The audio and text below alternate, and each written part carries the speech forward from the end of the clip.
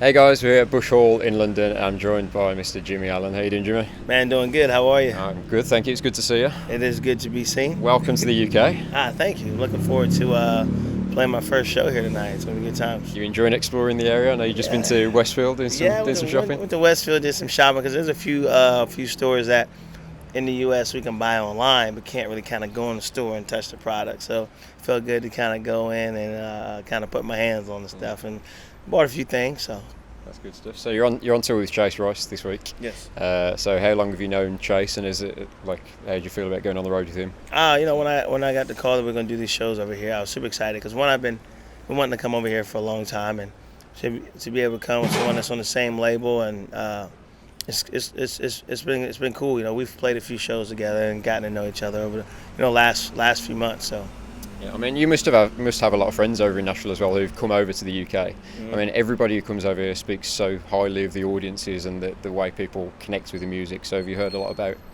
Yeah, I've heard a lot about coming over. I've heard a lot about the music fans here, kind of not only knowing the single but kind of diving in and taking the time to learn the rest of your work. So I'm super excited to play tonight, kind of see what happens. Yeah, look forward to it. So talk to me about this new album, Mercury Lane, because there's so many jams on that album. Like I absolutely love it, man. It's my go-to album at the moment. Thank you. It's quite a long album as well, 15 songs. So what was the thinking behind that? Is it just kind of you wanting to showcase as much as possible, or was it difficult to narrow it down? I kind of feel like, people want music, and I'm like, why should we give them 12 songs every 2 years? If you got 15 songs you love, give them 15. If you got 20 songs, give them 20. That's what we want as fans. Yeah, so for me, it was more of just, having 15 songs that I love and kind of wanting to put them all out there. And each song kind of take you on a different journey. You have the songs that just feel-good party songs like You Do and County Lines and Make Me Want To. But then you have the songs that kind of cut a little deeper, like Wait For It and High Life and All Tractors Ain't Green and Warrior and song Underdogs, just about kind of never getting up, like never giving up and continue to chase your dreams. So kind of just wanted to have a bunch of songs that I loved from kind of different aspects of my journey on there. Yeah. And you've had the perfect launch for the album as well with Best Shot. I mean, that's like top 5 now on country radio. So congrats on that. I mean, Thank you. What an achievement that is for you. Thank you so much, man. I'm super excited about having a song out there that people want to hear, and then having a song that's connected well with radio listeners and streaming partners, and it's just been cool just to see this song kind of grow a little legs and kind of take a life of its own. Yeah. Written with Josh London and JP Williams, yeah, right? Man. So tell us about working with those guys and how the magic came about. Man, so those guys are good dudes, man. JP Williams and Josh are two of my best buds in Nashville, and we just got together, and I kind of had the first line of the chorus and the melody before I walked in. I was like, guys, I got this line and this melody that won't get out of my head. So we just sat there, we wrote it, figured out the angle about, the song about taking each day to be a better person for one you have in your life. And we're like, man, let's try to make it happen. So we wrote a version. Like, we was like, okay, it's cool.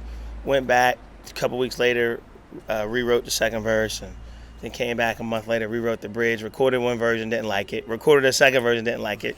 Then my producer was like, man, let's just strip everything away, kind of focus on the lyric and the vocal, and then kind of slowly build little pieces around that, and that's kind of what we did. Yeah, and people have been using it as their wedding song, haven't they? Yeah, so tell man. us, you must have had some interesting stories. Yeah, dude, it's been cool. I get videos all the time, people using the song as their wedding song and songs to keep their relationship strong. So it's been cool just to kind of see the song connect with so many different people. Yeah.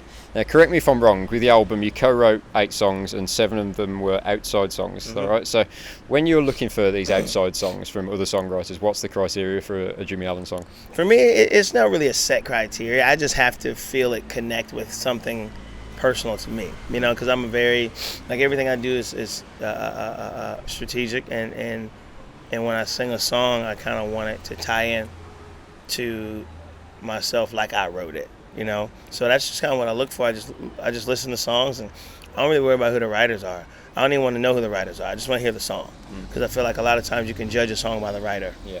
Sometimes think a song is better than it actually is because who wrote it, or you can think a song isn't as good because you don't know the writer.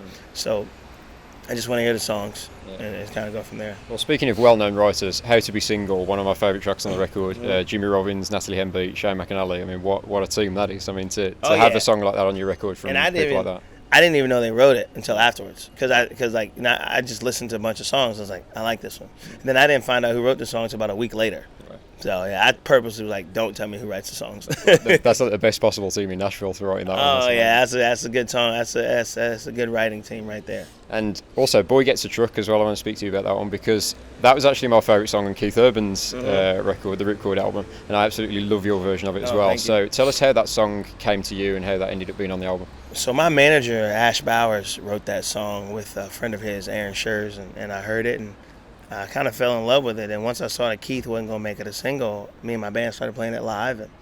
And the label saw us play it live and they liked it and said, hey, and I was like, can we put it on the album? They said, yeah. So here we have it on the record. So I'm glad it's on there. And have you found, like, playing this stuff on the road that some of them have become certain fan favourites? Like, there's some that are really connecting with people? Yeah, so you figure, of course, Best Shot, Underdogs.